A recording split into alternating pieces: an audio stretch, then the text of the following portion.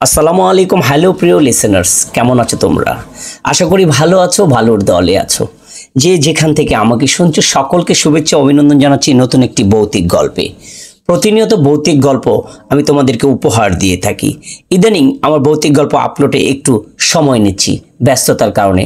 তারপর তোমাদেরকে উদ্দেশ্য করে এন্টারটেনমেন্ট হিসেবে ভৌতিক গল্প যেহেতু আমি উপহার দেই, তারপর একেবারে বসে নেই। আজকে আবার নতুন একটা গল্প নিয়ে তোমাদের সামনে হাজির হয়েছি। ভৌতিক গল্প উপহার দেই বলে আমরা মিথ্যা কুসংস্কারকে কখনো বিশ্বাস করি না, মিথ্যা কুসংস্কারকে কখনো প্রশ্রয় দেই না। আশা করি মিথ্যা কুসংস্কার তোমরা বিশ্বাস করবে না, সমাজে রটাবে না। মিথ্যা কুসংস্কার একটা সমাজকে ধ্বংস করতে আর কিছু প্রয়োজন হয় না, তাই মিথ্যা কুসংস্কার অবশ্যই তোমরা সরাবে না। ভূতের গল্প প্রতিনিয়ত আমরা শুনে থাকি। এমন একটা সময় ছিল হ্যারিকেনের আলোয় আমরা উঠোনে বসে ভূতের গল্প শুনতাম। হয়তোবা সেভাবে আর এখন আর শোনা হয় না, কিন্তু কোনো মাধ্যমে আমরা ভৌতিক গল্পগুলো শুনে থাকি। তো বন্ধুরা, কথা না বেরিয়ে আমরা গল্পে চলে যাব। আজকের যে গল্প, সেই গল্পের নামকরণ ঘোমটা দেওয়া বউ। গল্প পাঠে আমি বাদরুর রায়হান আছি তোমাদের সঙ্গে। শব্দ সাউন্ড এডিটিংয়ে তাহমিনুর রায়হান মিম, পোস্টার ডিজাইন আরিফিন রায়হান অনন্ত।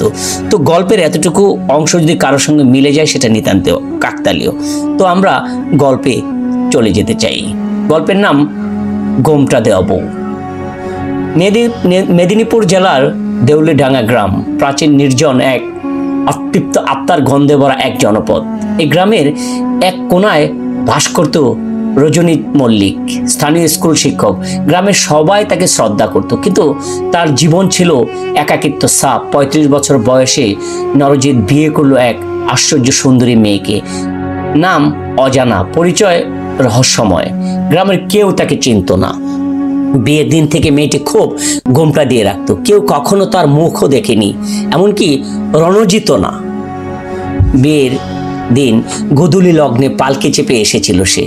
গায়ের মেয়েরা ফিসফিস করে বলছিল, এমন রূপ তো দেবী দুর্গারও নেই। কিন্তু সবার মধ্যে একটা অজানা আতঙ্ক কাজ করছিল।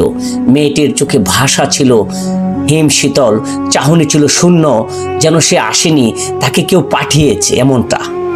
বিয়ের পর থেকেই রণজিতের বাড়িতে শুরু হয় কিছু অদ্ভুত ঘটনা। রাত গভীর হলে শোনা যেত নিঃশব্দ কান্নার আওয়াজ। বাতাসে ভেসে আসতো পচা গন্ধ। আর রণজিৎ মাঝে মাঝে দেখতে পেত তার স্ত্রীর ঘরের কোণে দাঁড়িয়ে রয়েছে, একদম স্থির হয়ে। সে যখন জিজ্ঞাসা করতো, তুমি ওখানে কি করছো, স্ত্রী শুধু বলতো, ঘোমটা দিয়ে থাকো, ভালো থাকবে। একদিন রাতে এক বৃদ্ধ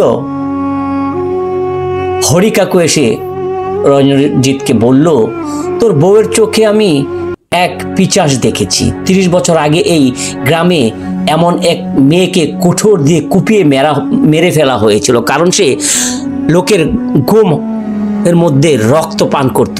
মনে হচ্ছে সে ফিরে এসেছে। এক রাতে জ্বরের মধ্যে রণজিৎ ভুল করে তার স্ত্রীর ঘোমটা সরিয়ে দেয়। সাথে সাথে খাট কেঁপে ওঠে, বাতি নিভে যায়। আর রণজিৎ চোখের সামনে স্পষ্ট এক বিবৃত মুখ ভর্তি ধারালো দাঁত, চোখ দুটো আগুনের মতো লাল, জিহ্বা লম্বা হয়ে বেরিয়ে আসছে। সে হাসছিল, বলল, তুমি আমার ঘুম ভাঙালে, এখন তোমার জীবন আমার।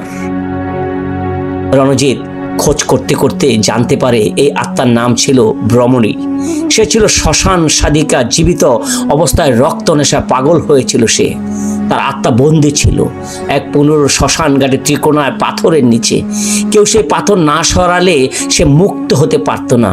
রণজিৎ বুঝতে পারে কেউ ইচ্ছাকৃতভাবে পাথর সরিয়ে তাকে জাগিয়ে তুলেছে। রণজিৎ জানে তার স্ত্রীর শরীর এখন ব্রহ্মমের কবলে।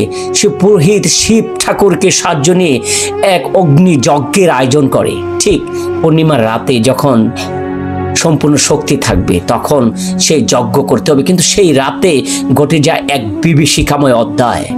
যজ্ঞ শুরু করতেই ঘর কাঁপতে থাকে, বাতাস ছড়িয়ে পড়ে নোনতা রক্তের গন্ধ। ঘরের দেয়ালে বেসে ওঠে অদ্ভুত সব প্রতিচ্ছবি, মাথাহীন পিছাস, বিচ্ছিন্ন দেহ আর ব্রহ্মমীর বিকৃত হাসি। শেষে পুরোহিত তার মন্ত্র শক্তি ভ্রমরীকে সেই আগুনে দাহ করে ফেলেন। শেষ মুহূর্তে সে বলে ওঠে, তুমি আগুনে পুড়িয়ে দিলে আমাকে, কিন্তু ঘুমের মধ্যে আমি আবার আসব। সবকিছু শেষ হয়ে বলে মনে হলো রণজিৎ এখন আর ঘুমাতে পারে না। রাত হলে সে শোনে কারো নিঃশ্বাস, কেউ যেন বলছে, ঘুমাও না, আমি আসছি, ঘোমটা দিয়ে থেকো, নয়তো আমি আবার আসব। এভাবে রণজিৎ কেটে যায় অনেকটা বছর। তান্ত্রিকরা এসে তার ঘরকে একটা আবদ্ধ করে রেখে যায়, যাতে তাকে আক্রমণ না করতে পারে। একটা সময় রণজিৎ সেই ঘোমটা দেওয়া বউয়ের অভিশাপ থেকে মুক্তি পায় এবং সে সামাজিক জীবনে ফিরে আসে।